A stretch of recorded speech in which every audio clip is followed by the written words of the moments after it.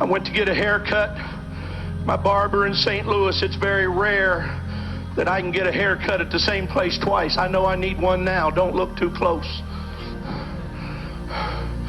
But when I get a chance to go to my barber in St. Louis, it's a treat. I've had my hair cut in some of the most horrible places you can imagine on earth. Brother Kelly and Sister Kelly, I went and got one in Scotland when I was there. And the guy got to talking about Margaret Thatcher, and I thought he liked her, and found out he hated her guts. But the more I talked about her, the more he cut.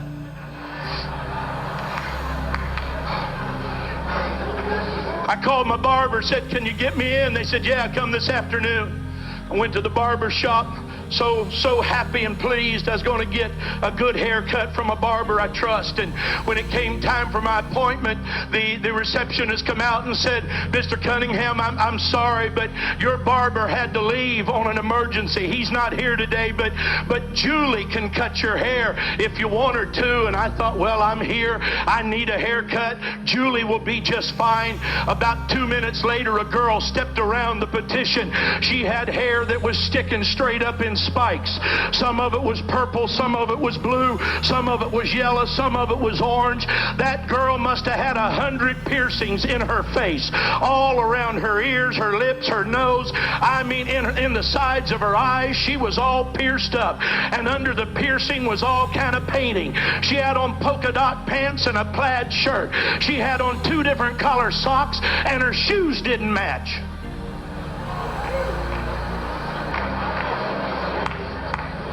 She said, "I'm Julie. Are you Jack?"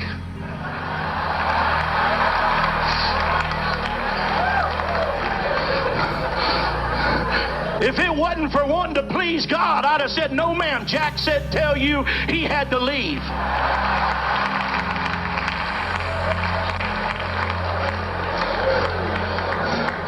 And I thought, well, I'll just endure it. And I went and sat down, and I did like I do too often. I thought I'll just go to sleep. I'll just sit down here and close my eyes and rest while this girl cuts my hair, and I hope she hurries up. There couldn't be anything in the world her and I would have in common. There couldn't be anything on earth she and I'd want to talk about.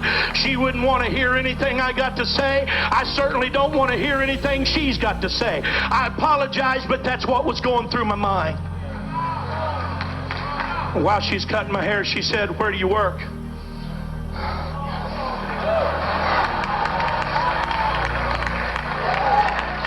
So, well, I work over here at the World Evangelism Center. Go to the end of I-70 and right where it butts into 270, that big building right there. And she said, "Oh, yeah, I was there the other day."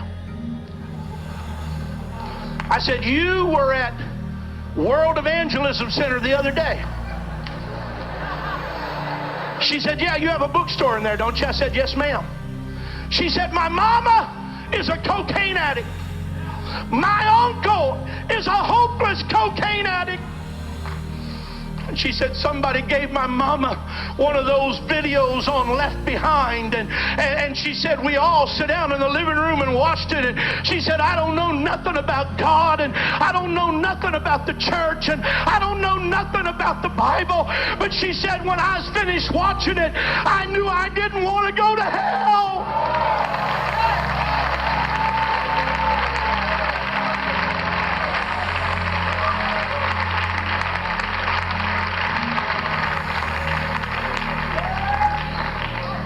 She said, "I went to your bookstore and bought a Bible." She said, "I don't know how else to find out anything about God."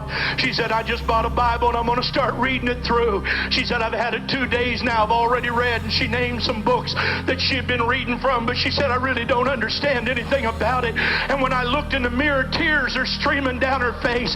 The other people that are cutting hair have quit cutting hair, and now they're listening to her talk, and some of them got tears in their eyes. And when I got up out of that chair, I said, "Julie, I want to apologize to you for not telling you about Jesus." I said, "But if you'll stay here, I'm going to go to my office and get a Bible study. And me and you's going to sit out there on that park bench, and I'm going to give you a Bible study and help you know about Jesus."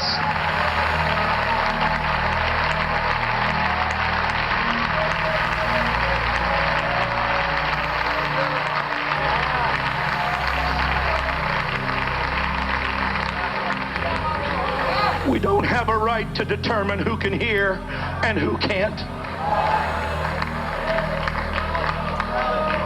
This conference is about passion and purpose. I ask you, what is the purpose of the church? What is the passion of this church? What is our right to existence as a church? Why do we send home and foreign missionaries? Why do we build buildings? I'll tell you why.